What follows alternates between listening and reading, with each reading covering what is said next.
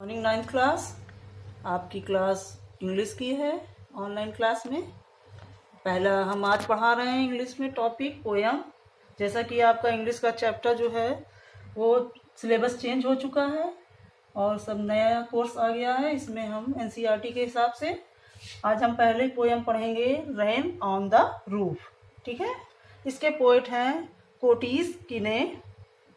इस पोएम में एक बताया गया है कि पोएट जो है, ये पोएम बहुत ही इंस्पिरेशन पोएम है, यानी प्रेरणादायक पोएम है। और पोएट जब पुराने दिनों की, बीती हुए दिनों की याद करता है, जब उसकी माँ उसकी देखभाल करती थी, जब वो बहुत ही छोटा था उस समय उसकी देखभाल माँ उसकी करती थी। तो वो जब बारिश होती है और बूंदें उसके छत के ऊपर गिरती हैं, उन छत से में गिरने वाली जो बूंदों की आवाज़ें हैं उनको सुनकर कवि को बहुत ही आनंद की प्राप्ति होती है और उसको पुरानी चीज़ें याद आने लगती हैं।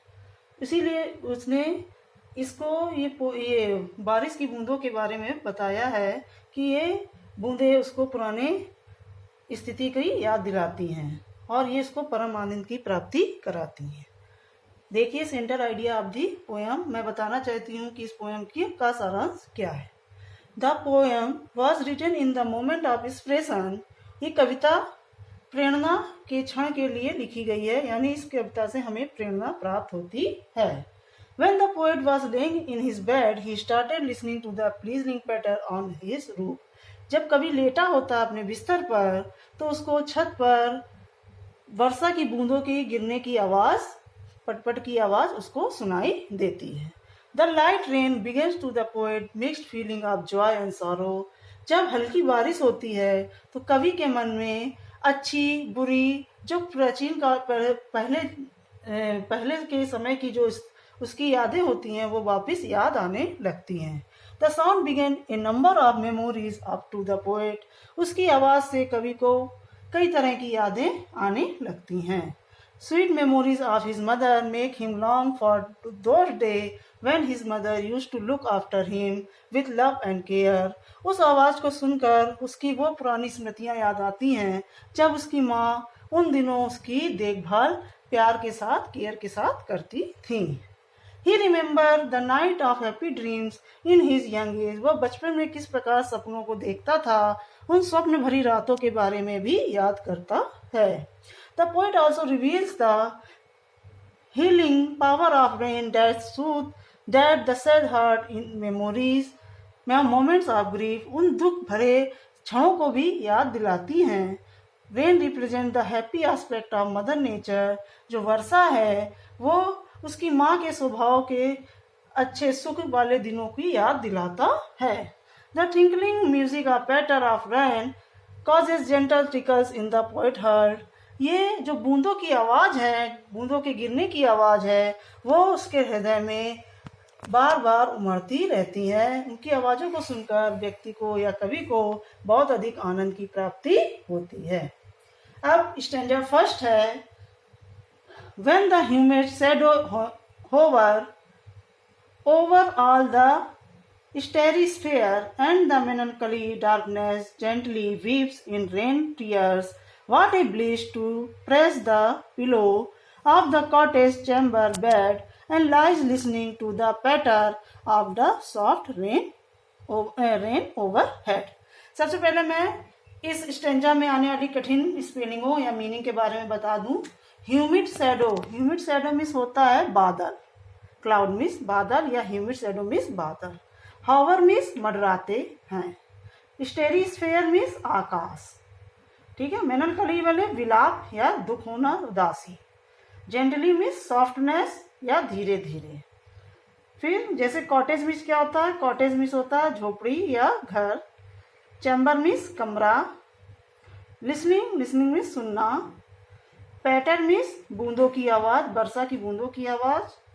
और ओवरहेड मीन्स सिर के ऊपर, ठीक है। ये जो डिफिकल्ट वर्ड हैं उसको आप अपनी कॉपी में लिख भी लेंगे और उसको याद भी करेंगे, ठीक है। हम इसका हिंदी बता रहे हैं। When the humid shadow over all the starry sphere.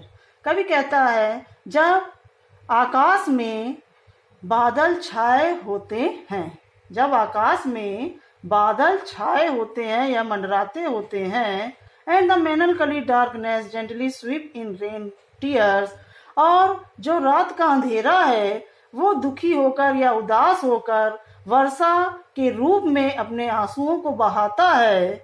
What a bliss to press the pillow of the cottage chamber bed, तब कवि अपनी झोपड़ी या अपने घर के कमरे के बिस्तर पर लेटकर अपने तकिए पिलो मीन्स तकिए को सिर से दबाकर and lies listening to the patter of the soft rain overhead, वह अपने छत पर गिर रही वर्षा की जो बूंदें हैं उनकी आवाज को सुनकर परम आनंद की प्राप्ति करता है। एक बार फिर से समझा दें। जब आकाश में बादल छाए हुए होते हैं और अंधकार उदासी से भरकर वर्षा के रूप में अपने आंसुओं को बहाते हैं, तब कवि अपनी झोपड़ी रूपी कमरे में जाकर सिर पर तकिए को रखकर अपनी छत पर गिरने वाली वर्षा की बूंदों को सुनकर बहुत ही परम आनंद की प्राप्ति करता है। यानी बारिश हो रही है, चारों तरफ आकाश में क्या है, बादल छाए हुए हैं, बारिश हो रही है, और जो कवि है वो अपने कमरे में जाकर बिस्तर पर लेटा हुआ है और सर के नीचे तकिया लगाए हुए है और बड़े ध्यान से छत पर गिरने वाली जो वर्षा की बूंदें हैं उनको सुन रहा है। इसको आवाज को सुनकर उसको परम आनंद की प्राप्ति हो रही है, उसको बहुत ही अधिक प्रसन्नता हो रही है, क्योंकि इन बूंदों से उसे अपने माता की याद आती है, बचपन की याद आती है जब उसकी माँ छोटे में उसकी देखभाल करती थी। ठीक है, अब मैंने इसके आंसर तैयार किए हैं comprehensive question answer stanza first के। पहला क्वेश्चन है, how does the sky look before it start raining, वर्षा शुरू होने से पहले आकाश कैसा दिखाई देता है। द आंसर है, the sky is covered with clouds before it start raining, जो आकाश था वो पूरा बादलों से ढका हुआ था जब बारिश शुरू होने वाली होती है।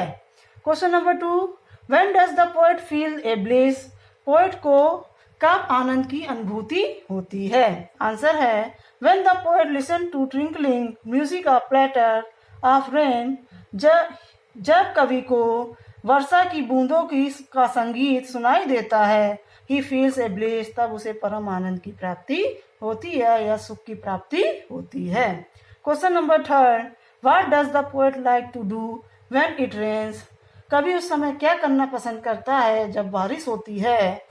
तो आंसर है, when it rains the poet goes to his cottage chamber and hears the sound of patters on his bed, जब बारिश होती है तो कवि अपने घर में कमरे में जाता है और बेड पर बिस्तर पर लेटकर वर्षा की बूंदों की आवाजों को सुनता है। ये हो गया स्टैंजा फर्स्ट। घर से आप स्टैंजा फर्स्ट को पढ़ेंगे, उसकी मीनिंग और क्वेश्चन आंसर लिखेंगे। कल हम स्टैंजा 2 के बारे में पढ़ेंगे।